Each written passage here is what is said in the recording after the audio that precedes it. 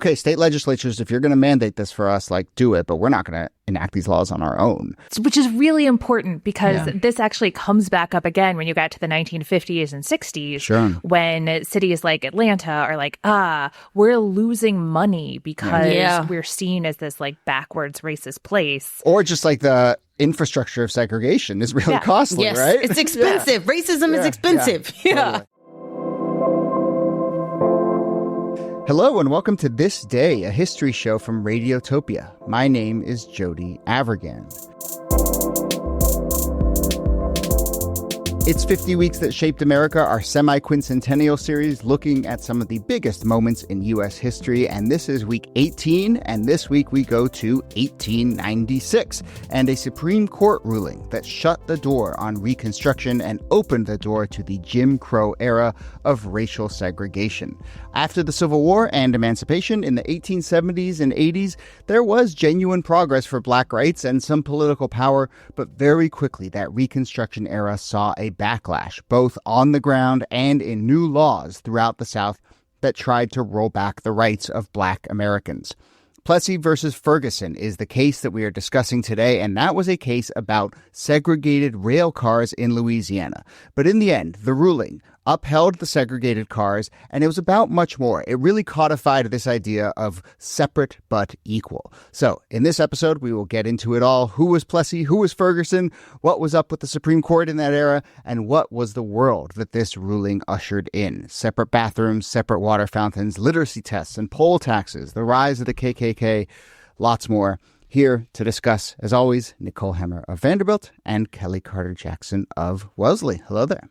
Hello, Jody. Hey there. So this is our first Supreme Court case episode, landmark Supreme Court case episode. We might have a few more coming down the line, but it's a little hard to make them super riveting when it's really focused on Supreme Court cases. But I didn't tell you I was going to do this, but I made my attempt at a list at the 5 most impactful landmark Supreme Court cases in 250 years. I'm sure plenty of people will quibble with me, but you guys got any immediate thoughts on what comes to mind?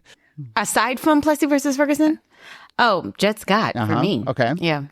Yeah, I would say Citizens United, actually. Yeah. More recent Citizens one. United was on my list. Yeah. Roe v. Wade. Wade on my list. Roe v. Wade. And the overturning of it. So that's a twofer right But there. Brown v. Board, which, desegregated schools and kind of is the undoing of what happened with Plessy many years later, of course.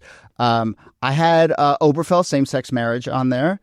And then this one, and I'm not a Supreme Court wonk, but Marbury versus Madison in 1803, Absolutely. which sort of established the idea of judicial review, right? Yeah. Okay. All right. Kind of important. I don't know Yes, a little insidery, but very impactful. You could also add Baker v. Carr, which, again, not what was that one? People know, but Earl Warren said that this was the most important case that he decided, and he decided Brown v. Board. But the idea behind it was this idea of one person, one vote. And it has to do with the arcana of apportionment, but what it really has to do with is how we think democracy works, right? That it's less about the Electoral College and the Senate and those kinds of things, but really about the idea that the law of the land should reflect the sentiment of the people, that one person should have one vote, and that one vote should be equal across the country. And we have been riding the tension between that and the actual structure of the Constitution. Yes. Yeah. 100%. And I don't really feel like that case gets mentioned a lot because it's certainly not something that I was aware of. I will just also say, I'll name check a few of the others that were on my initial big list, but, Bush v. Gore, the birthright citizenship case, which is now being reviewed, the flag burning case, which we've done an episode on, the 2008 Heller case on handguns, which really kind of weighed in on the Second Amendment. So lots of, obviously, landmark Supreme Court cases. And we did do Korematsu. And we did Korematsu, right? That was Korematsu. on my list as well. We don't have to banter about all these. We will do some of these in future 50 Weeks That Shaped America. The thing that this has got me thinking about, and which we'll sort of tease out over the course of this episode, is that, a lot of times these cases are sort of just codifying a direction that the country is already going in. And I certainly think Plessy versus Ferguson is one of those. And in fact, we'll we'll get into this, but like at the time, I don't think people even realized how big of a deal it was. But then it's like in the wake and the world that it sort of gave permission structure to, people now especially look back at it. But anyway, very impactful Supreme Court case. We will get into it after the break. We'll walk you through it. And then episode 2 will kind of really be about the world that Plessy versus Ferguson ruling ushered in. But before we take a break, a quick reminder to become a paying subscriber or just a regular subscriber of our newsletter. Every Thursday, we send out a newsletter. There's a free version that everyone can sign up for. There's also a longer version for paying subscribers, and paying subscribers also get early ad-free access to all of our 50 Weeks episodes, as well as a bunch of bonus content. So go ahead and sign up at thisdaypod.com, thisdaypod.com. We'll be right back. Okay, so we're back, and just to lay out the roadmap for these 2 episodes here, we're going to talk a little bit about sort of the state of Reconstruction and where things were, and then we're going to spend the majority of this episode really walking through the case, Plessy versus Ferguson, what the arguments were, who was on the Supreme Court, what was in the ruling, and then episode 2 is frankly our first big kind of episode about Jim Crow and the world that came after for several decades after Plessy v. Ferguson. But to kick things off, I think we do need to establish this sort of like, what was Reconstruction, what was the brief rise of Black Power, and then backlash to it that then led up to Plessy v. Ferguson. So with apologies to Eric Foner and all the many scholars who have spent many, many, many hours and pages, we're going to do this in like 7 minutes. We're going to basically tell the story of Reconstruction so that we can get to the case. But Foner's cringing right now. He's like, not possible. We have other Reconstruction era episodes coming up down the line where we will really get into it. But Kelly, I mean, you know, one of my first questions for you, and I think I have this question a lot when I think about Reconstruction, is like, how much was there a genuine and very fleeting and very contested moment, but how much was there a genuine moment in the wake of the Civil War of real Black power? I mean, there's no other period, I think, that we can sort of compare to what Reconstruction did immediately following slavery. I'm not talking about progress that comes like 100 years later or 150 years later, but like immediately following slavery, within that same generation, you have Black senators, you have Black congressmen, you have Black superintendents, you have Black mayors, you have Black judges, you have like Black sheriffs, you have, I mean, it's not, I would say, a moment of like Black power in which Black people are sort of taking over, but it's a moment of Black empowerment in which there is for the first time Black political influence in which they can have a say, and that say can be meaningful in their communities, in their states, at the sort of local level, state level, even at the national level. You get your first U.S. Black senator. And a lot of these were people who were literally enslaved themselves 10, 15 years earlier. That's what's so remarkable about it, is that you could literally go from being an enslaved person to being an elected official. You could go from being completely illiterate to starting a school. I mean, this is when the moment when HBCUs, or historically Black colleges and universities, get started. So you're not just going from like learning how to read, you're going to higher education. So it's rapid, like, growth and progress and change, all in the space of a very short amount of time. And Black empowerment that is backstopped by the power of the federal government and the U.S. military. And that's what makes it possible in this moment to really uncork all of the possibility that had been hemmed in not just by slavery, but by the Dred Scott decision, which had said that no Black person could be a citizen of the United States. So all of that gets wiped away, and the federal government comes in and protects this nascent Black empowerment and Black political power. Yeah. So the 13th Amendment invalidates slavery. The 14th Amendment extends citizenship to all born in the U.S. And as we said, there's this real rise of Black empowerment. And just some of the numbers, I mean, so much of this comes down to voting rights, as we will discuss. But in Louisiana, 130,334 Black voters are registered by 1896, just a couple of decades after the war. South Carolina, we've talked about in a previous episode about how South Carolina had a majority Black population. And no surprise, that is a place where then all of a sudden there's like 8 Black men in Congress from South Carolina. The state legislature has a majority black representation. It votes Republican, the party of Lincoln. It votes Republican 60-40 in 1870. Louisiana, as you mentioned, has a black governor.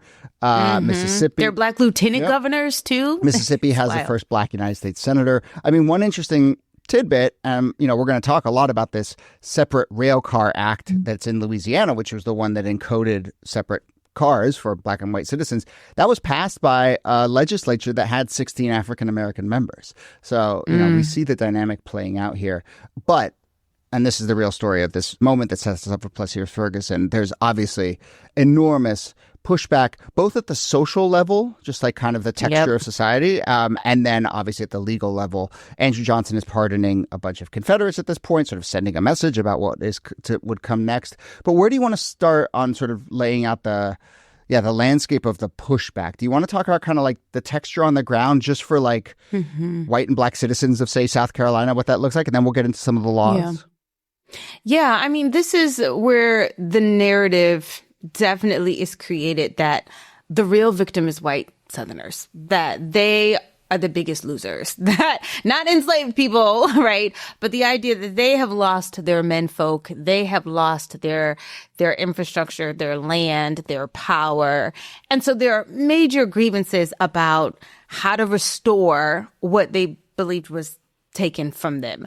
And so you get the origins of the Ku Klux Klan, this group of white supremacist men who are trying to restore political power, restore their sort of social standing. I don't even know if you can say restore because it wasn't really taken away. They still had power. But that narrative of like victimhood is really what shapes a lot of the backlash, the pushback, the policies that come out of that. Within a short amount of time, those same white Confederates that saw themselves as disenfranchised are now back in political office. And so it doesn't take a lot, really, for Black empowerment to be eroded and wiped away with the stroke of a pen, very quite literally with the stroke of a pen. And this is one of those places where you can see the way that vigilantism and violence works hand in hand with state power. So you have Andrew Johnson, who's the president, who we've talked about, was like handing out pardons left and right to Confederates to help them return to power. You have the KKK that's breaking the law, but nobody's convicting them, right? Like the sheriff won't convict them, juries won't convict them. And then as you see some of these white Confederates who have been pardoned and now are allowed back into power, they are now going to pass laws, initially the Black Codes, which were put in place immediately after the war to try to reinstate kind of a form of slavery. And then, in the 70s, 1870s and 1880s, they're trying to figure out how do we pass laws that won't be struck down as unconstitutional, that allow us to reconstruct the infrastructure of white supremacy in the South. On the sort of social texture of white supremacy in this moment and the backlash, the rise of the KKK is really instructive because it kind of does start as a social group and almost kind of maybe like a grievance group, and then it morphs into a paramilitary organization. It uses violence, and then it also starts to engage in some of these new laws. And as you said, Nikki, there's a whole sort of legal and political infrastructure that protects the activities of a group like the KKK. But they become politicians. Yeah, totally. That's the real rub right there. Is that some of those that work forces are the same. That yes. But maybe this is, I don't know exactly how to phrase this question. I can see, for a powerful white person, maybe a former slave owner in South Carolina, the argument and the feeling that my economic structures around me have disintegrated in the wake of the Civil War. And is the conversation playing out along those fronts? But then there's a whole other conversation that is just purely about white supremacy, right? That is just, we do not believe that Black people are equal and are humans at the same level that we are. And how are those kind of in conversation with each other? Are people trying to navigate the we need to take care of white people who've lost an economic structure that was propping them up? And how much of it is just, we think this race is inferior? I'm going to say 100% of it is white supremacy. And I say this only because when Black elected officials are creating new constitutions for their state and they're helping to create, a new South, they're not excluding white people. Like, they create the first public health institutions, they create the first public schools, and it's not just education for Black children, it is education for all children, it is public health for all people. And I think that is really what becomes problematic, is like, oh, so you think we're equal. And that's seen as a threat. Yeah. And that's seen as the ultimate threat to white supremacy, because obviously white supremacy can't be supreme if Black people are equal. And so it doesn't matter that white children are being educated, or that their health is being taken care of, or that there are, provisions to also allow them to, vote and navigate in new spaces, be empowered as poor white Southerners. It doesn't really matter to them. All that matters is that Black people believe that they are equal and are being, in some spaces, treated as such. Right. And this is a period where, like, your question probably wouldn't have made sense to a lot of white Southerners during this period. Like, they didn't understand those as separate issues. Like, oh, there's this economic degradation, and then there's separately this understanding of racial hierarchy. Like, they were so enmeshed in one another. Like, the economy was built on racial exploitation. And so there's just, now we have the language of like dog whistle and states' rights and all of those things. But there's not even a pretense of a separation at this point, because they don't see anything wrong with white supremacy. No. We've quoted Andrew Johnson before saying that, this is a government of, by, and for white men. This is a government dedicated to white supremacy. He's not embarrassed by that. He's not trying to be provocative by saying that. It's simply how he views the world. Yeah. Mm-hmm.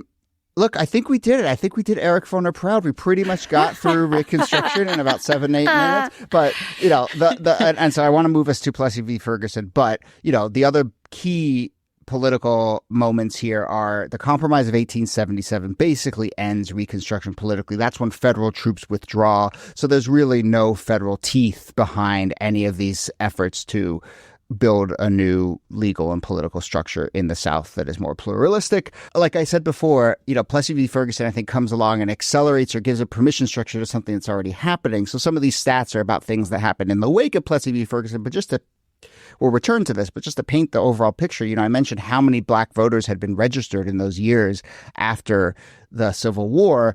Louisiana, for instance, goes from 130,000 registered Black voters to 730 over the next decade and change in the wake of all of this pushback. And we'll read some other stats and tell some other stories about that kind of Jim Crow pushback.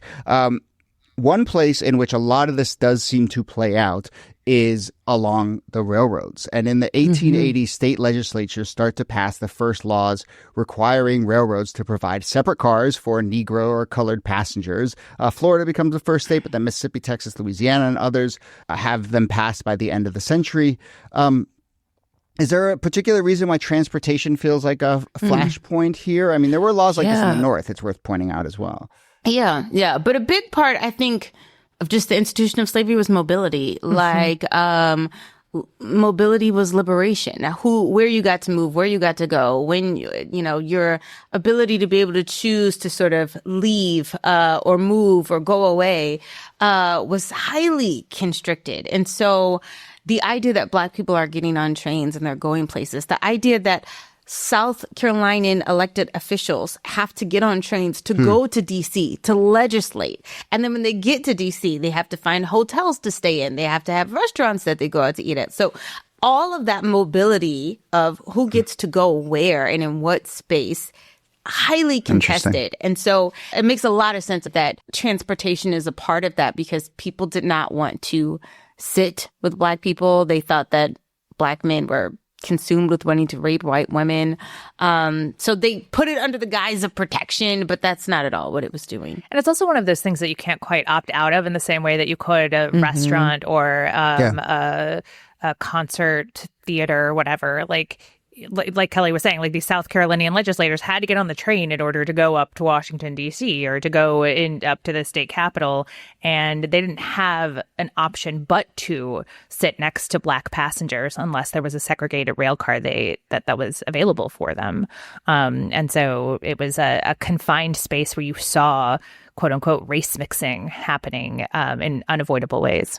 It is also worth noting that the rail companies themselves kind of didn't like these policies because they just would have to have added more cars in order to accommodate these separate things. And I mean, we've seen this so often, right? Like private businesses are like, actually, it's more efficient for us if like you don't have all these silly laws. So they are kind of in this position, and it'll play out in the way that Plessy versus Ferguson plays out. But they're kind of like, well, okay, state legislatures, if you're going to mandate this for us, like do it, but we're not going to enact these laws on our own. Which is really important because this actually comes back up again when you get to the 1950s and 60s, Sure. when cities like Atlanta are like, we're losing money because we're seen as this like backwards racist place. Or just like the infrastructure of segregation is really costly, right? It's expensive. Racism is expensive. Totally. Okay. Plessy v. Ferguson. So as we said, in 1890, the Louisiana state legislature passed this law, the Separate Car Act, which required separate accommodations for blacks and whites on Louisiana railroads.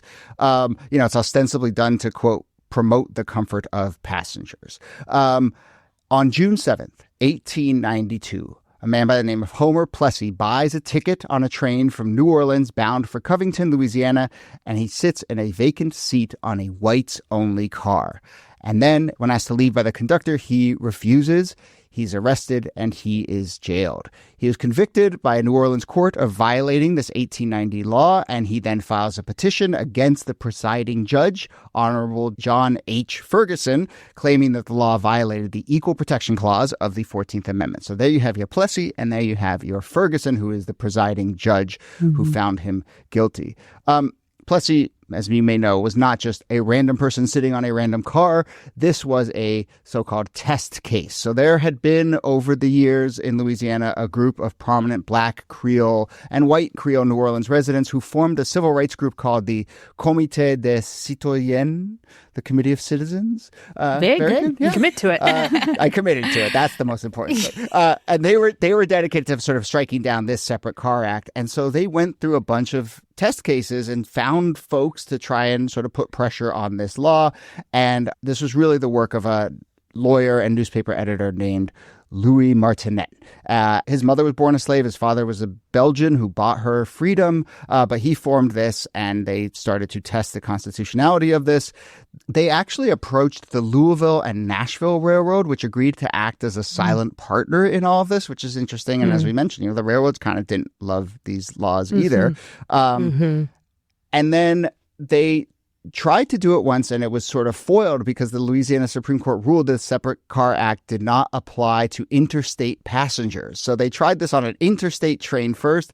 The Louisiana Supreme Court, it's a really weird law, but funnily enough, that was Ferguson's ruling. It was same judge, Ferguson, ruled that that was fine. That you couldn't segregate on interstate trains, but for some reason, a little bit later, they test it with Plessy and rules that you can segregate. One note, and then we'll get into the cases, but one note is that when Louis Martinet formed this citizens committee to test the constitutionality of separate car laws, he wrote Frederick Douglass and asked for his support, and Douglass refused. And we'll talk about Douglass's instincts in this moment and why they may have been right. But I think part of it is that Douglass saw the fragility of this case and maybe the downside in a way, or was the downside worth it? And, because what happens if you lose? Right. And I think he gets proven right, but you have validated a whole new world order legally. I mean, the stakes are incredibly high. And I think Douglass was like, better not to touch it than to try and unless you can guarantee success, which everyone knew there's no way you could guarantee success when black people can't sit on juries or they can't serve as witnesses or, any of that thing. It made it a really tough case to try. Do we know anything about Homer Plessy himself? We don't know a ton about Homer Plessy. One of the things I think important is we don't have a picture of Homer Plessy. And the reason that's important is because Homer Plessy was considered black, but his ancestry was, to the extent that you can do this sort of blood quantum, he was 1/8 black, also known as an octoroon at the time. So that would have octoroon, meant, by the way, sorry, just that literally means just 1/8 black. Was there a phrase for 1/7 and 1/6? Well, there's quadroon, which is 1/4. Quadroon. I mean, quadroon or octoroon. It's. I mean, that again shows you the absurdity of race. But it's like he was most likely white passing. Yeah. Right. Because it would have been like a great-great-grandmother or great-great-grandfather who would have been black. But we don't have any images of him. But we do know he was born a free man. He was fair-skinned, but under Louisiana law, under this idea of the one-drop rule, he is considered black. So it's important to know that this was an intentional case because it's quite likely that the conductor wouldn't have spotted him as a black person. Yeah. And so what they do is they hired a private detective with arrest powers to actually be the one to go to the conductor and detain him and actually be the one to kind of move this through the process. So it's really fascinating. But, that's, again, it's a test case. They're trying to stage this intervention. All right. So I think we should move to, as quickly as we can, to the Supreme Court and how this reaches its way to the Supreme Court and what the arguments are there. As we said, Judge Ferguson upholds this separate but equal, and it just inevitably, I think, makes its way to the Louisiana Supreme Court, which affirms it, and then it goes to the U.S. Supreme Court. That's right. And that's when it becomes known as Plessy v. Ferguson, because it comes out of the Louisiana Supreme Court. And it goes to oral arguments in April of 1896. Plessy is represented by Albion Torgy, who was an Ohio lawyer, looks exactly the part of what you would imagine a 19th century Ohio lawyer to look like, lots of facial hair, and somebody who had come through the Civil War, like most men of his age would have. He was seriously injured in the war. He fought on behalf of the United States at the First Battle of Bull Run at Manassas. He's wounded again after that and captured and held in a Confederate prison. And he's an idealist. Right. I mean, I actually think that this is one of the stories that threads through here. We talked earlier about Frederick Douglass being like, I don't know that this is a good idea, guys.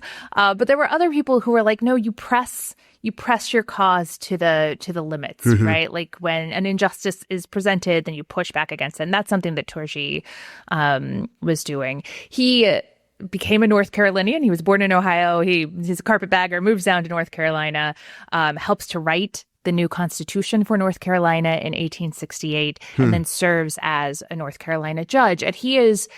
Was that because that was like part of the sort of initial Reconstruction era? Was that common for like Northerners to come in? I mean, I guess that's where the carpetbagger idea came from, but Northerners coming to literally help rewrite the laws?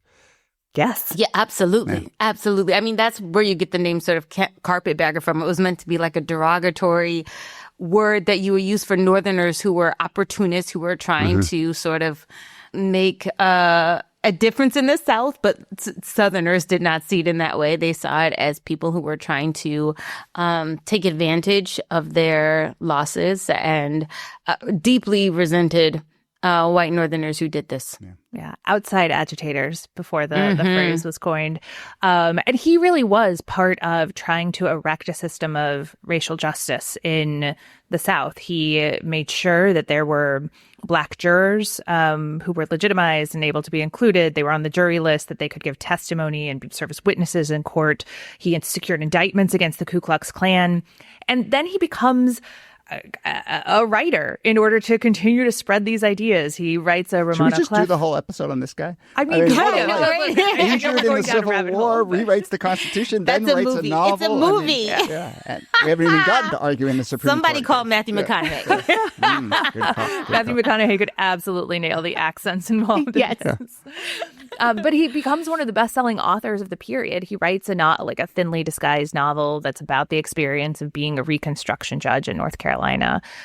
He writes against lynching, against segregation, against scientific racism. So he is kind of the perfect guy to be representing Plessy in court because he is against this emerging system of segregation. Albion Torgy, is that how you pronounce it? Albion Torgy. Okay. Who sounds very much like he would be a Louisiana lawyer, but he does. comes from Ohio. Now, on the other side of Torgy, it's a little hard to pin down actually who made the actual oral arguments in front of the Supreme Court, but the main brief was prepared by Louisiana Attorney General Milton Joseph Cunningham, and I want to read a line from his obit in a little later, 1916, but it said, quote, "He worked so effectively during Reconstruction in restoring white supremacy in politics that he was finally arrested with 51 other men of that community and tried by federal officials." So we get a sense of where he lands, and no surprise, that is the person on the other side of this argument. And almost certainly would have been tried under the Klan Act of 1871. Like when you hear about like white people being tried by the federal government in this period for restoring white supremacy, that's what they mean, right? Like this is somebody who is interfering not just with people's civil rights, but probably involved in acts of violence as well. Which actually makes this, contra, Jody, your earlier comments about like it's hard to make cinema out of Supreme Court cases. Oh, yeah. Pretty cinematic. This one. This one. Yes. Yeah. I would watch this film. Let's cast it. Do you want to talk about any of the arguments that are made? I mean, I think people get the basic, argument here. I mean, so much of the impact of this and what's fascinating about this comes in the ruling and the dissents and so forth. But what do we know about, kind of how it plays out? And then let's get to the ruling. The 14th Amendment does a lot of things. I mean, we talk about how it establishes citizenship for Black people, but it's also establishing equal protection under the law. It's meant to guarantee this equality of the races in the United States. Now, it is not always being interpreted in that way. People are manipulating the language of the 14th Amendment to sort of meet certain ends. But this is the premise upon which they're advocating for, that Black people should have equal protection under the law, equality under the law, and should therefore be able to ride on any train without being discriminated against. And, the other side is essentially saying, no, that's not at all what the 14th Amendment was for. Part of the way that they're interpreting the 14th Amendment is to say that we consider the underlying fallacy of the plaintiff's argument to consist in the assumption that the forced separation of the two races stamps the colored race with the badge of inferiority. If this be so, it is not by the reason of anything found in fact, but solely because the colored race chooses to put that construction on it. And so there's this real big debate about like, are we supposed to see color? Are we not seeing color? How is this supposed to sort of play out? And if we do see color, how do we attach value to that? And if we kind of zoom out, like Kelly was talking about that equal protection clause in the 14th Amendment, which is so important, but during this period is seen as constraining over only the federal government and not state governments. And the Supreme Court, as we'll talk about, reinterprets the 14th Amendment as being more about protection of contract. And so it's being used against workers instead of being used to protect Black people. But in the text itself, it says equal protection under the law. And then the state laws are written in conversation with that. So the Louisiana law that's put in place to segregate these rail cars uses the phrase equal but separate. So it's pivoting off of equal protection, like we're guaranteeing equality. We're just saying that we're going to do equality in this particular way where we separate the two races. And those are the arguments that are being made in front of the Supreme Court. And the Supreme Court infamously sides with Louisiana in this case. 7-1. 7-1. 7-1. So two things about the nature of that argument. One, it is worth noting that both in the Louisiana Supreme Court ruling and then I think in some of the language you see upholding that ruling in the U.S. Supreme Court, people do point out that there are similar rules in the North around this idea of equal but separate. And actually, Alex de Tocqueville wrote about this like many decades before. Like, wow, things seem pretty separate here as I'm cruising around the North. And it's no surprise, actually. I mean, 7-1 ruling, there's Northerners on the side that uphold this. And so you can see from their perspective that they don't think of this as being about like slavery or the aftermath of slavery. They think of this as being about something that they have experienced themselves in the North of like, we live separate lives, but they are still equal. But do you have thoughts about that inversion that starts to happen between the phrase equal but separate and then it starts to turn into what we obviously know it as now, separate but equal? Does it actually matter? It matters a ton. It matters which one comes first. And that's why the law itself and laws that preceded it say equal but separate, because, again, they're in conversation with the 14th Amendment. They're saying we are going along with this idea of equality. When equal comes last, when it's separate but equal, equality is the afterthought, right? Separation becomes the most important value, and you can actually see that. Separate them and then do your best, right? Yeah, is kind of the message. Yeah. Yes, and get as close to equal as possible. Also, everyone knows nothing is equal. Oh, yes. Nothing is actually equal. I mean, they called the segregated car like the dirt car. Yeah. Like no one wanted to be in the back. It was often in the back of the train where the soot would come off. It was a filthy place to sort of be seated. And that was intentional. It was not just meant to sort of place you away from white people, but to put you in such a degrading position that you knew you were being discriminated against based on your race or despised because of your race. Yeah. Which is why the language that comes out of the majority holding in Plessy versus Ferguson is so important. I mean, I think it's really important, Jody, that you mentioned that a lot of this is written by Northern justices. And one of the cases that they make is, look, like clearly equal protection was put into the Constitution as a rejoinder to the Dred Scott decision, but it was about political equality. We can tell from life in the North that it is not meant to dictate social equality, because that's something that doesn't exist in the North either. So first of all, they're saying, well, your citizenship is only about your political equality, and it doesn't touch on all of these other things. And then, as Kelly read earlier, that line about the underlying fallacy of the argument, the court is basically saying, if you feel less than because you're separated, that's coming from you. That's not coming from us, the people who are separating you. And this is a wild thing to say. Yeah, it's a wild thing to say. But it comes back up, like not to spoil 80 years of history, but this comes back up in Brown v. Board. Of course, yeah. Where they are making the case like separation, it has inherent in it the message of less than. Yeah. Yes, because why else would you need to be separated? Like, what is the need, the requirement for separation? It's sort of assumed, but the whole idea is that when you think about what separation does, it's clear that it is never intended to foster healthy relationships. I don't know what you want. I mean, in their way of, it's like, well, you can ride the train. We didn't say you couldn't ride the train.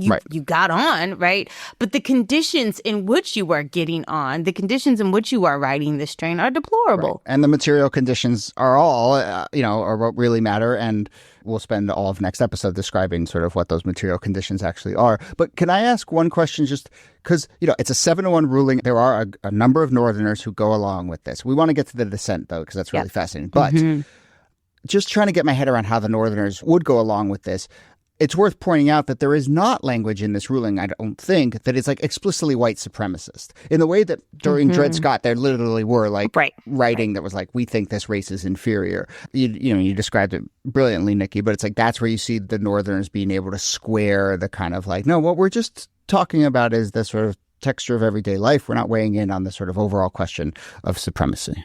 Right.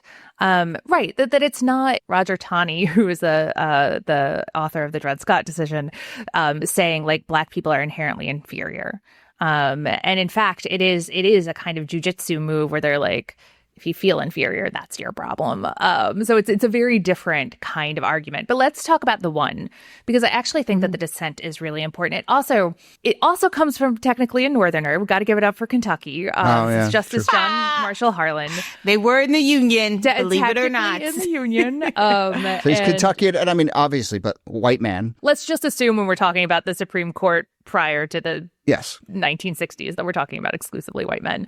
But he is picked as somebody who's coded as Southern. So Rutherford B. Hayes, who's the president who first ends Reconstruction and then appoints Harlan to the court, he's like, nobody's going to accept a Southerner. Like, I can't get that through the Senate. But what I can do is pick the guy who most seems like a Southerner. So Harlan is great for this. He's from Kentucky. He opposed secession. He fought against the Confederacy, but that's like about it. Otherwise, he totally codes as pro-Confederate. He is opposed to emancipation. He's opposed to civil rights for freed people. He's opposed to Lincoln running for re-election. This man is opposed to the 13th Amendment in addition to the 14th Amendment. Like, come on. Yeah. It doesn't get any more white supremacist than that. And yet, he is the one dissenting vote in this case. Some scholars have argued that really it was the Ku Klux Klan that sort of pushed him over, that he really felt like, no, the Klan is a step too far. The way that the Klan is operating, especially through violent antics, for him was more than he could sort of handle. So I don't want it to be confused. And somehow that this he's case some sort of felt ally. like it was just weighing in on the overall way in which Reconstruction was playing out in the South. And so he just felt distasteful about, I mean, the Klan wasn't formally involved in this case, but that's sort of his psychology at the moment. He's just like watching what's happening. Klan is operating outside of the law, and he's a law guy. And so he's seeing the way that the South is being the white South is being restored, and it's being restored in extra legal ways. So he's like, this violates my sense of justice. And that gets into his ruling. Well, Kelly, when we first said we were going to do this, you said, "Oh, I love that dissent," and I want to. So, like, yes, I read it in my class all the what time. do you read? What are the parts of it that? I mean, I won't read the whole thing. It's a little lengthy, but he talks about how, in the view of the Constitution, in the eye of the law, there is in this country no superior, dominant, ruling class of citizens. There is no caste here. Our Constitution is colorblind and neither knows nor tolerates classes among citizens. And then he's talking about civil rights and how everyone is like equal before the law. And then he says, the humblest is the peer of the most powerful. The law regards man as man and takes no account of his surroundings, of his color, when civil rights are as guaranteed by the supreme law of the land are involved. And so he's basically saying, like, right is right and wrong is wrong. If you are an American citizen, you deserve equal protection under the law. And he also basically says, like, this will be a badge of servitude. Like, you're not fooling anyone. What is happening today will have a lasting impact for decades to come. And on that, he's absolutely not wrong.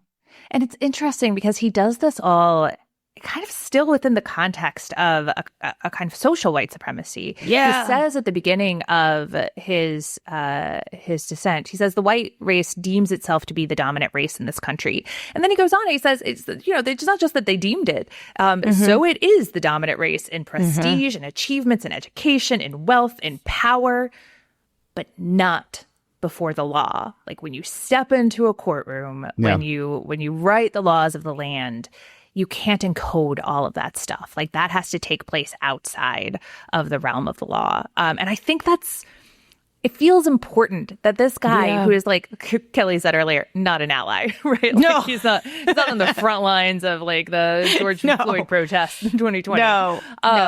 But it is important to him that the 14th Amendment was doing something and it was creating equality before the law. And he felt like it was his role was to uphold that. Yeah. So 7-1 ruling, as we said. The aftermath obviously rings out for decades, and that will be the focus of our next episode. But to tie up a couple things with this episode, Plessy has to go and change his plea to guilty now that the law has been upheld, and he pays a $25 fine for having sat in the wrong car. The Comité des Citoyens disbands shortly after this because they were basically just put together to do this test case. As we said, I think Frederick Douglass is probably sitting there going, I told you, this is going to get bad. And I think a lot of other people saw that too. Or I guess that's the question I'm left with, actually, as we wrap up, is did other people see it? Because there's a journalist named Steve Luxemburg who wrote a book about Plessy versus Ferguson. Shout out to him and his book, which is very useful. But he writes, quote, little note was taken of the decision at the time. Even when principal figures in the case had died years later, their obituaries made no mention of it. And so, obviously it was a test case. It wrapped its arms around this enormously influential idea of separate but equal. But I'm also struck by the fact that maybe people didn't realize what was really going on here or what it would really open the door for. I would say it's the opposite. How? Far be it from me to criticize Frederick Douglass, who I think spent a lot of his time saying, I told you so. But I think that it wasn't recognized because what was happening felt so inevitable at that point. Like that the Black representatives and senators and mayors and all of those folks had largely been pushed out of office. This might have been the law that was tested, but there had been segregation laws, as we'll talk about next episode, that had been popping up all over the place. And so this was, pardon the metaphor, but like a speeding train that was going to go one way or another. Plessy would have been notable as a case that stopped that. But since it didn't, it becomes a footnote in the moment. But all of that discrimination was taking place long before and long after. So it wasn't as though it's easy to understand why it wouldn't have been marked as this like milestone in some ways, because people are like, well, this is business as usual. This is the status quo. This is how we've always done things. And I really do think that if there was no case tried, like if Plessy did not do this test, you still would have had Jim Crow. You still had Jim Crow. So it wasn't creating something that didn't already exist. It was actually validating something that was already in existence. So Louis Menard in the New Yorker wrote a long piece about it, and he says, and we'll end with his words, he said, "What gave the opinion significance was its sweeping justification for segregation laws and its timing, right as the moment that Jim Crow descended like a cage on the South." So that is where we will leave it. And next episode, we will get into what exactly it meant for a cage of Jim Crow to descend on the South and also the North in some ways as well over the coming years and decades, all the way through the middle of the 20th century. So that brings us to the end of part 1. Nicole Hemmer, thanks to you as always. Thank you, Jody. And Kelly Carter-Jackson, thanks to you. My pleasure. Hello and welcome to This Day, a history show from Radiotopia. My name is Jody Avirgan. We are back with part 2 of our 50 Weeks That Shaped America series on Plessy v. Ferguson, the landmark Supreme Court case that really codified and gave a permission structure for the idea of separate but equal. This is week 18, part 2.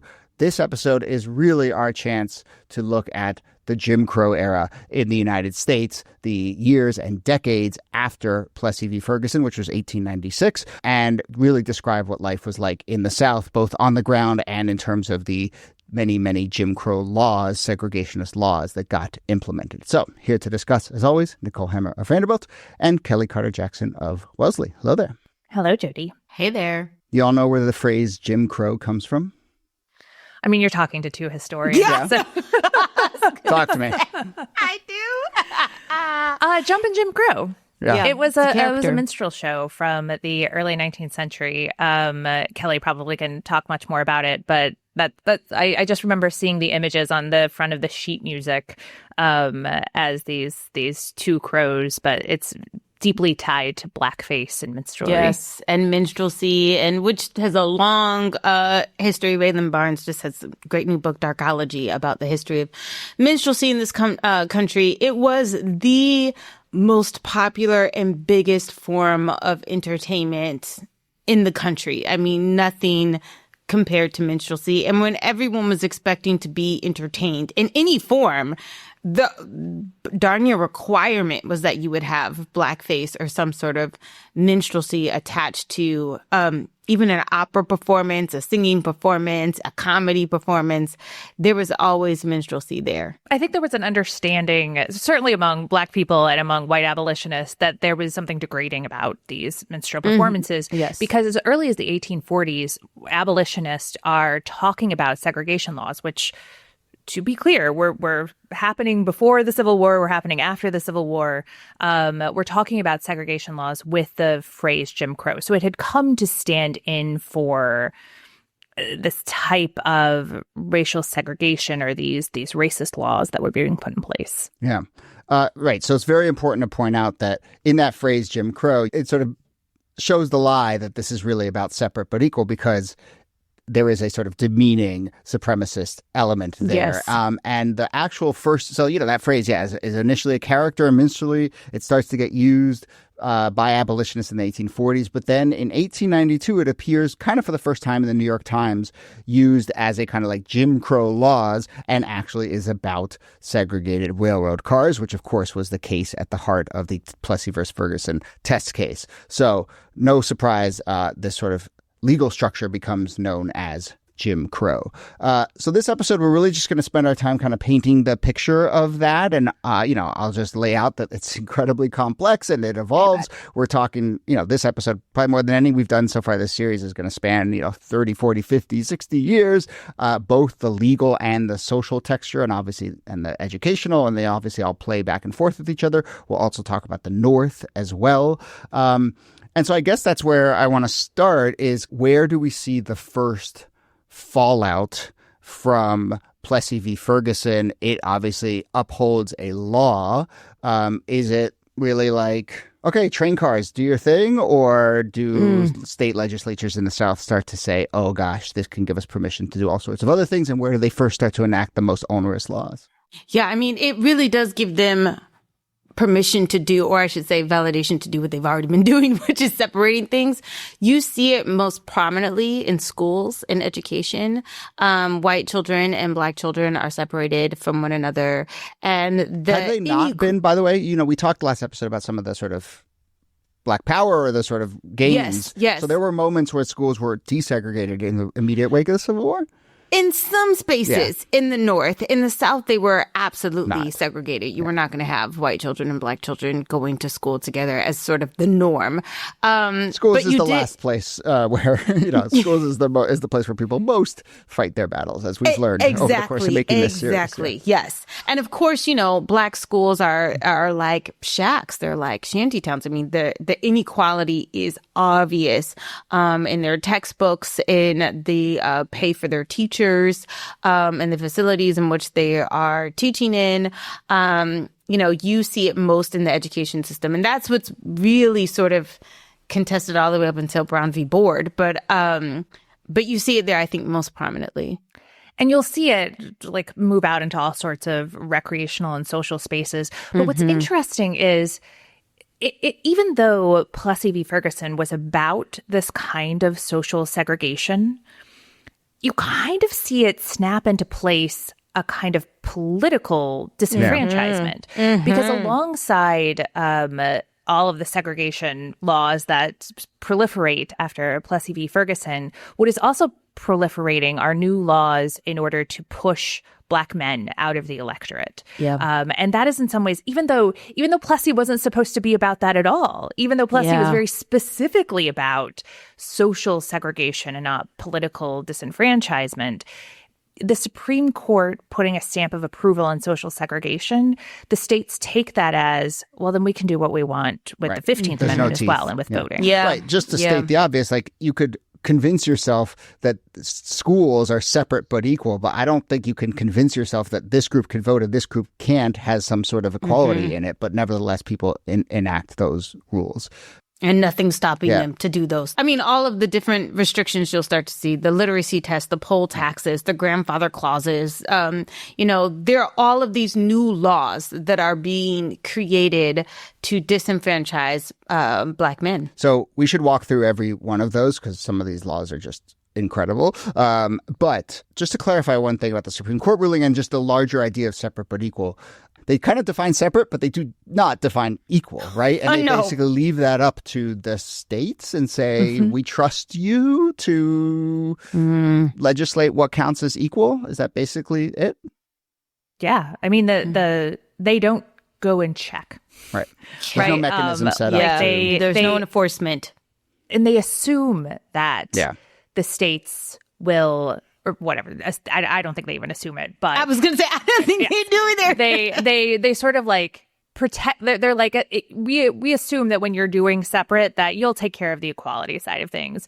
But really, like, we don't actually care that much about the equality and if you don't, oh well. I mean, it's so funny. It brings up this very, I feel like, very modern conversation about the definition of the word equal and fair and equitable and like all those things. But it's funny, in a sense, it strikes me as an inversion that it's like these racist legislatures in the South are saying, well, equal can mean different things for different people, right? Where they don't have to be the same. They can be. And so, I mean, they probably looked at these atrocious conditions in Black schools and said, well, that is the appropriate and equal level of support for that group, you know, which we consider to be inferior. We have teachers and you have teachers. Now, never mind that you have 5 teachers teaching 500 students, but you have teachers.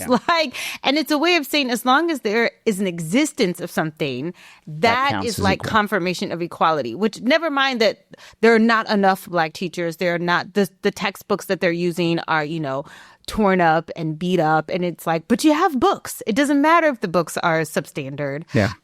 You've got something. But even more to your point, Jody, I mean, I do think that equal, equitable conversation is interesting because they are making this argument that, well, it is equitable because Black people aren't smart enough to have law schools or graduate schools or even like 8th grade. Like we don't need to provide them with books because what would they do with those books anyway? And so there is a way in which they assume the degraded condition of Black people to be then appropriate for the degraded condition of Black facilities. Yes. All right, let's go to the voting rights, which is obviously, I think, along with school, is the place where so much of this plays out and continues to today. But let's go poll taxes, literacy tests, grandfather clauses, and sort of define each of those. So what is, people know that phrase, what is a poll tax and how does it actually play out on the ground in the South when it comes to Black men, obviously at this point, wanting to vote? I mean, it's a tax on voting. I mean, if you want to vote, you have to pay a fee in order to do that. Sometimes you have to pay it directly to the sheriff, or you have to go down to the, a courthouse and pay a fee. It might be $1 or $2. It might be maybe $10. But if you think about it in the context in which a poll tax is being created, Black people don't have a lot of money, to say the least. A lot of them are sharecroppers. They're already caught up in a horrible economic system of contract labor.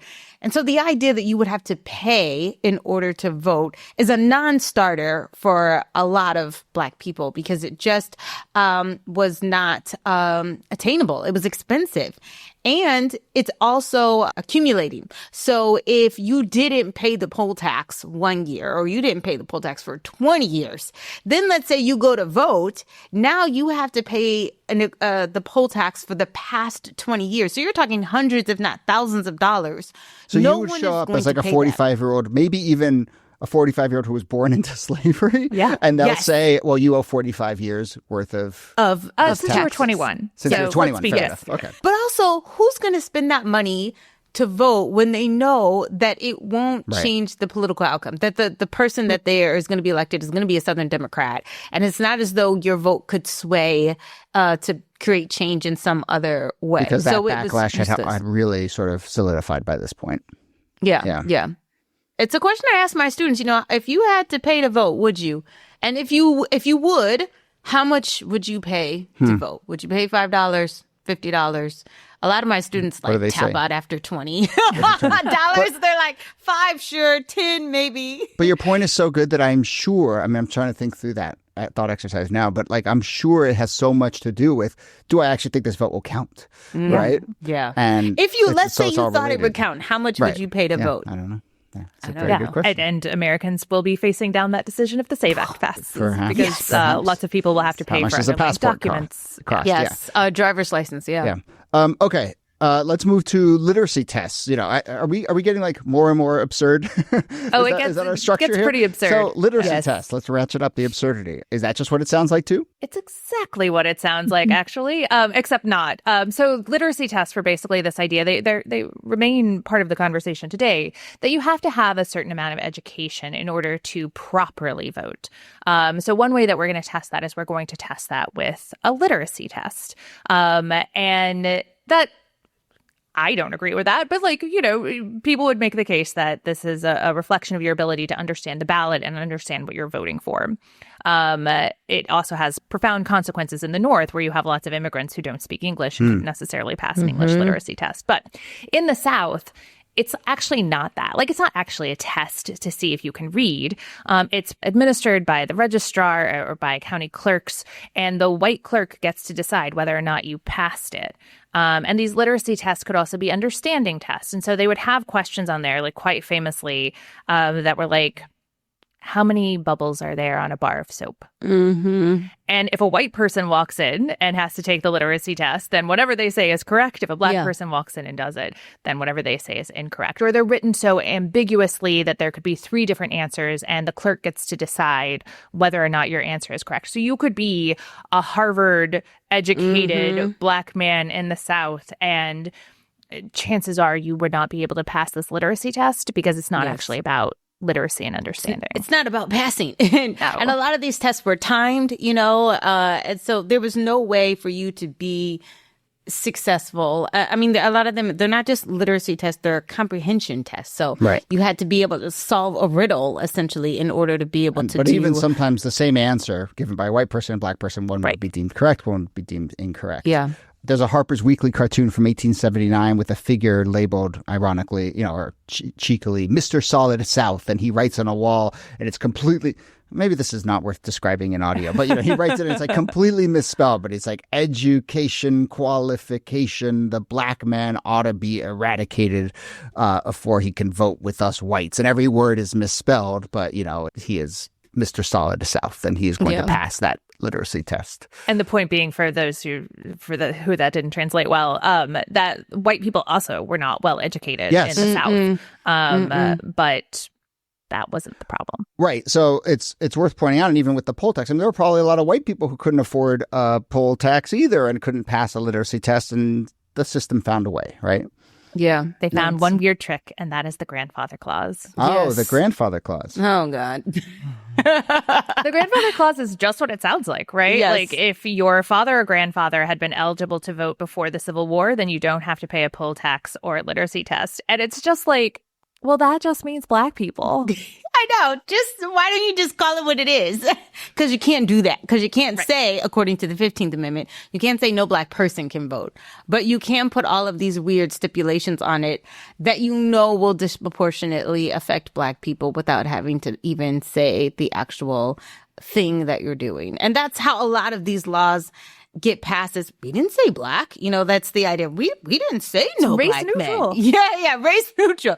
And it's like, really though? Really? We've said this so many times, but it's like the absurdity and the sort of the way you twist yourself into knots to justify. So it's like they layer on all of these just ridiculous systems because they realize there's all these loopholes and there's this inherent absurdity in the logic of it all. And the grandfather clause feels like just very ham-fisted way to try and close these loopholes just for whites or just for blacks. It is working around the 13th, 14th, and 15th Amendments. And everybody understands how absurd it is. Like, people at the time know what's happening. Like, it's not disguised in any meaningful way, but it's just enough. Yeah. Just enough that legally you can go to court and be like, well, we didn't say black people. Yeah. Or the idea that in order to register to vote, you have to register with the sheriff. Yeah. Well, what black person is going to go up to the sheriff office, and say, I'd like to register to vote? That's not happening. Yeah.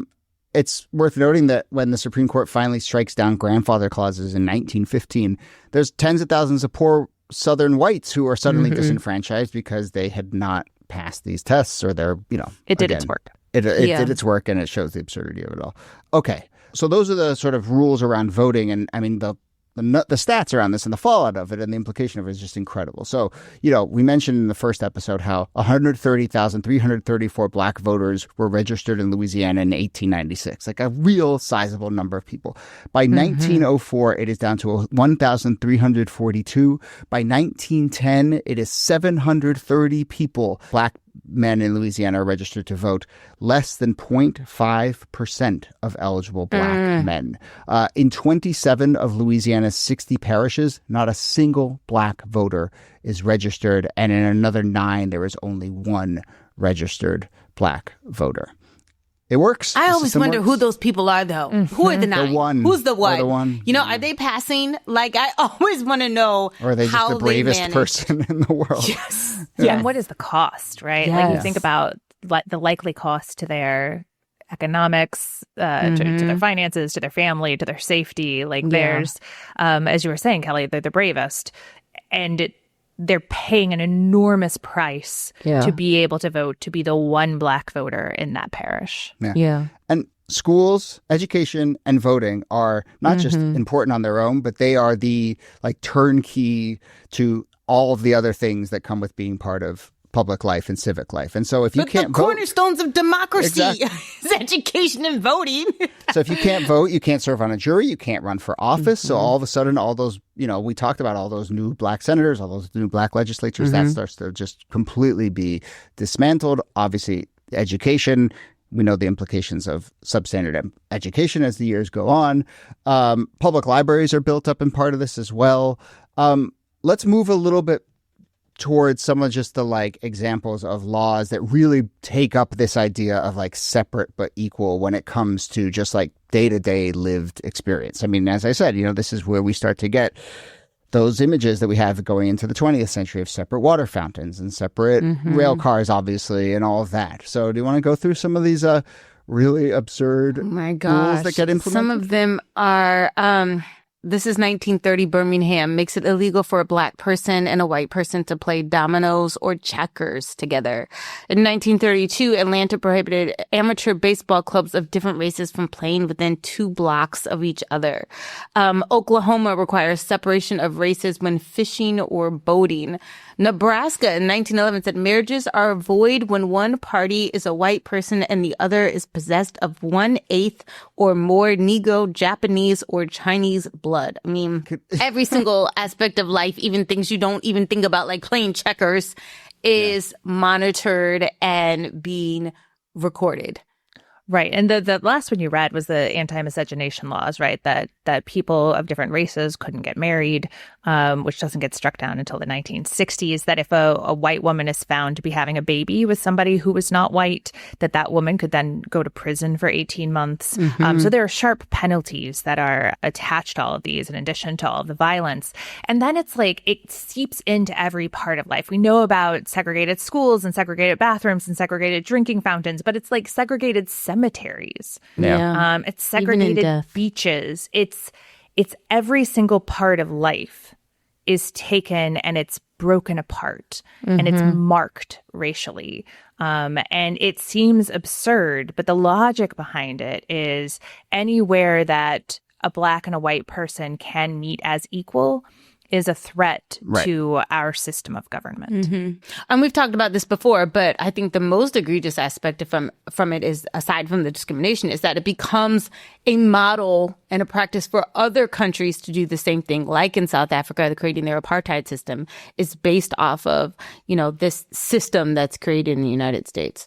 Right. Yeah. And I'm going back to the dynamic between the kind of like legalistic language and just the larger idea of supremacy and separation. And so many of these laws are just like, well, okay, if we have this cornerstone idea of around white supremacy, then we got to come up with a lot. How does that play out in this particular little interaction in daily life? How does that play out in this little interaction in daily life? And, Arkansas passes a law in 1903 that says a white prisoner cannot be handcuffed or otherwise tied to a Negro prisoner, states the law. It's like, I don't know in practice what that actually means, but when you are starting from, we're keeping these races completely separate, then you have to write a law about handcuffing people. Yeah.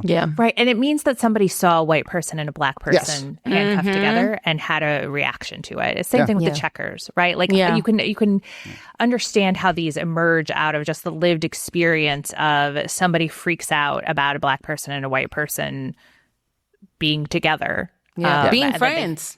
Create a law to make it not possible. Let me give you the worst segue here ever. But when I worked at WNYC, there was a... Okay, look, this is not about race, but I was going to say, you're going to say something bad. It's an anecdote about the absurdity of laws and the dynamic that you're describing, Nikki. But it's one of my favorite little moments. When I worked at WNYC, there was a maternity room where nursing mothers and others who needed sort of privacy could go to. And we once got an email out of the blue that was just like, "We just want to remind you that the maternity room is to be used only for blank, blank, blank, blank." And everyone was just like, "Oh, someone had sex in the maternity room." It was just like one of those laws that needed to be clarified only when something happened, and you get those all the time. You walk up to a coffee machine and they're like, "Please do not put your hands underneath the coffee machine." And you're like, "Oh, that sign is only there because someone put their hands underneath the coffee machine." It's like, how did you get maternity? Somebody had to be doing it. That's right. I should have written that. It's all connected. Sorry to introduce such an absurd example for such a serious conversation. But let me reset us with this question, which is, Plessy versus Ferguson is 1896. We're moving into the 20th century. What do you see as the depths of all of this, both in terms of the most constricting laws and in terms of the social fabric, like completely disintegrating? I mean, the 1920s are certainly a period in which both the absurdity and the violence become intensified. Like, you get many new Jim Crow laws put into place in the 1920s, just at the same time you see those Confederate statues going up. Is that the nadir? I don't know. Like, how do you find a nadir in this period in which you just have mass disenfranchisement, violence, white supremacy? And not just, for me, it's not just, and I know I've said this before, but I think the stereotype is to think of like white supremacy as this sort of like rural country bumpkin, know nothing guy named Bubba, you know, in a pickup truck. And when you realize, no, it's the senator, it's the sheriff, it's the police officer, it's your minister, it's the coach. It's like all of these respectable people who are upholding these racist policies to protect their power, to protect their position, to block any progress from being made. It just, there's no words, I think, to sort of encapsulate how depraved that is. Yeah. Right. It's depraved at that like social level. And then at the political level, what you see emerging it's already there in the 1890s, but it's the way that a kind of visceral and violent white supremacy just becomes part of the politics of the South, right? Like you have all these politicians who rise to the highest levels of government in the United States. Like you'll hear if you read about the politics of the 1950s and 60s, James Eastland mentioned, who's a senator, and he was involved in heinous acts of anti-Black violence, and his family was, but this is just like, that's the power structure. And it's not just the power structure of the South, because he is a senator and he is a key Democrat. So it's the power structure of the country.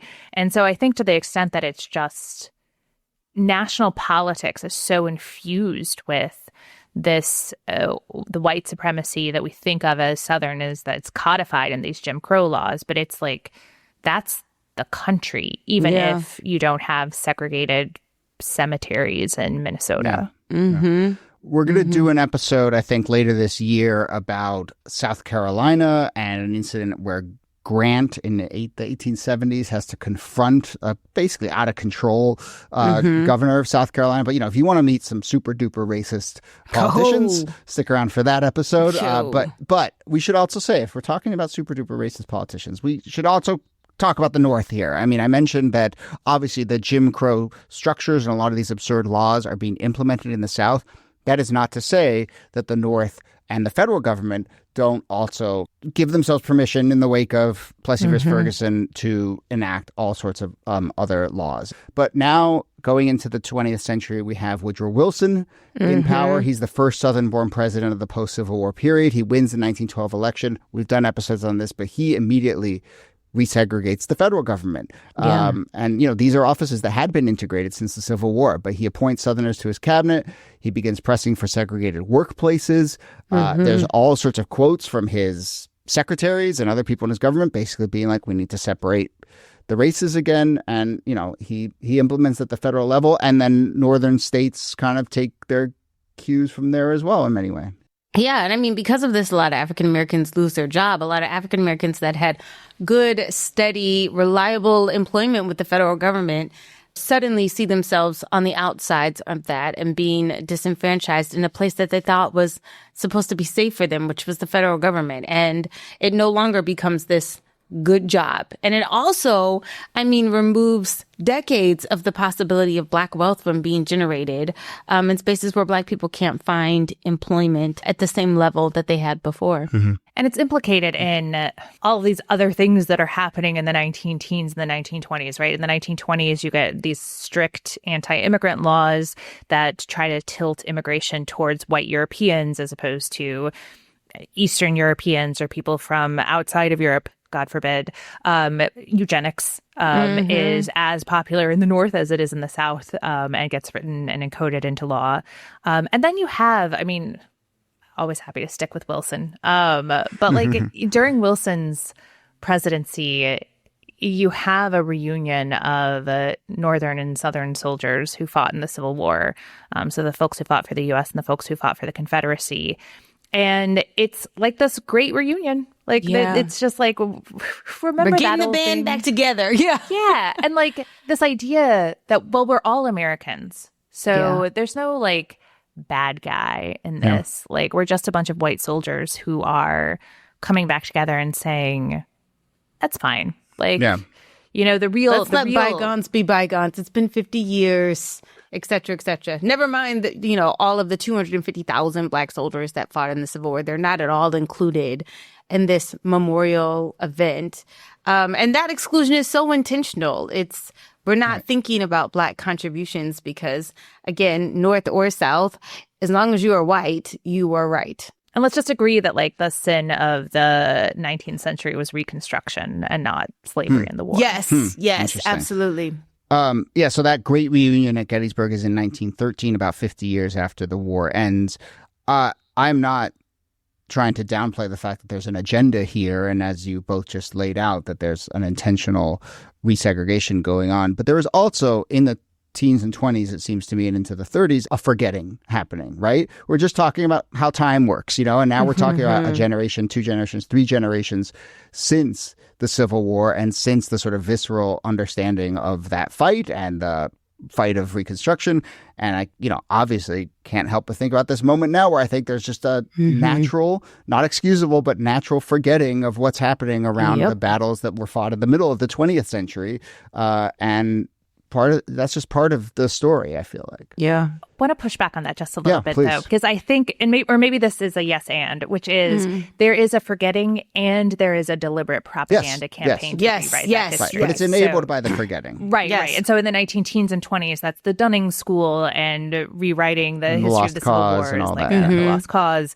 And I think we're in the middle. I mean, the new Dunning School might not be rooted in, history departments at universities, but it is in like civic centers and in certain universities in Austin might be taking that. But the other thing is, I think I like to use the word erasure just because forgetting implies like it's accidental. Like, oh, I forgot, But erasure is like, no, this is intentional. You purposefully forgot. You purposefully left this out. And I think that is what we're seeing more than anything, or at least at the same amount of erasure, is this replacement of a new narrative that the propaganda that also shapes, okay, well, if we're going to erase this, we have to also put something as an alternative. And that becomes the new sort of lost cause narrative that gets perpetuated to this day. All right. As we start to wrap up, I think we spent most of this episode talking about the kind of legacy and impact, which is usually what we do kind of at the very end of our episodes. So I think we've covered a lot of that territory. I want to hear any final thoughts you have. But let's go small bore again for a moment and talk about Homer Plessy. So the man at the center of all of this, who we know, as we said, there's no photos of him. We know very little about him. We know he was a shoemaker. Shoemaking as a profession declined in the late 19th century into the early 20th century because of the rise of industrialization. So by all accounts, Plessy had to just sort of like find other kinds of work. And he worked as a laborer, a warehouseman, a clerk, an insurance premium collector for the Black-owned People's Life Insurance Company. He died on March 1st of 1925. I wish we could say more about him. I don't think his obituaries really rang out and put him in his rightful place in history. Obviously, he lived till 25. He saw a lot of the world that his case wrought. He lived it, not just saw it. He lived, he lived under the thumb of it. What else in terms of this case? Obviously, the other bracket in many ways to this is Brown v. Board in 1954, which, again, goes to the schools and desegregates schools and starts to crack open the door to the civil rights era. What else? Yeah, and says that the idea of separate but equal is inherently wrong, that you can't have separate and equal. So that idea gets thrown out. There's the use of social scientists just to show like separate isn't equal and separation causes this sense of inferiority. Kelly teaches Harlan's Descent. John Kennedy talked about Harlan's Descent when he was promoting the Civil Rights Act while he was president, which would become the 1964 Civil Rights Act. So there is like Plessy in the 1950s and 1960s enters what's known as the anti-canon, which is like the Supreme Court decisions that were so bad that they have to be overturned, but they also become like symbolic of how wrong and terrible the Supreme Court can be. I would just say that, thinking about the fact that the irony of Plessy being this person who pushes for this, we have no photograph of him. We don't know what he looks like. And yet so much of his case hinged on how he looked, on his phenotype, and it just is kind of remarkable that by 1925, he dies almost in anonymity, that no one is really thinking about him again. And I think, again, it's another form of erasure that happens not just to his, look, but to his personhood in general. Depending on how Hollywood and how saccharine you want this Matthew McConaughey movie to go, the final scene could very much be this moment in the early 2000s where a man who had written a book about this case and really started to rescue the life of Homer Plessy at a book signing introduces Keith Plessy, who is a distant relative of Homer Plessy, to a woman by the name of Phoebe Ferguson, who is the great-great-granddaughter of Judge Ferguson. And there's this moment where Phoebe Ferguson, by all accounts, starts to apologize to Keith Plessy, the two descendants who were on the opposite sides of this case generations before. And Keith Plessy stops her and says, no, it's no longer Plessy versus Ferguson. It is now Plessy and Ferguson. And they become great friends. In 2009, they joined I swear to God, this is true. Is this real? This is real. Where are you getting if I this? were making this up, I should go to Hollywood. In 2009, they joined forces and they found the Plessy and Ferguson Foundation to preserve Homer Plessy's legacy. There is a plaque explaining his act of civil disobedience in New Orleans now. And, the descendants have started to make nice. So, depending on how cheesy you want your movie to end, that's your ending. That's a Disney. That's a very Disney presence. Yeah. Wow. Wow. But anyway, I do think for being on that, list that we started the show with of top 5, top 10 landmark cases, it is also weirdly understudied or understood just because I think of the enigma at the very heart of it. Like this guy, we just don't know much about him. And we know so much about who Rosa Parks was, right? And we just have so many pictures. Everyone can just picture her immediately. Yeah. We don't know him. But anyway, really fascinating. I'm really glad we got to it. As we said, we will return to other episodes, both about Reconstruction and about the sort of backlash in the Jim Crow era as the year goes on. But that brings us to the end of this episode. Nicole Hemmer, thanks to you as always. Thank you, Jody. And Kelly Carter-Jackson, thanks to you. My pleasure.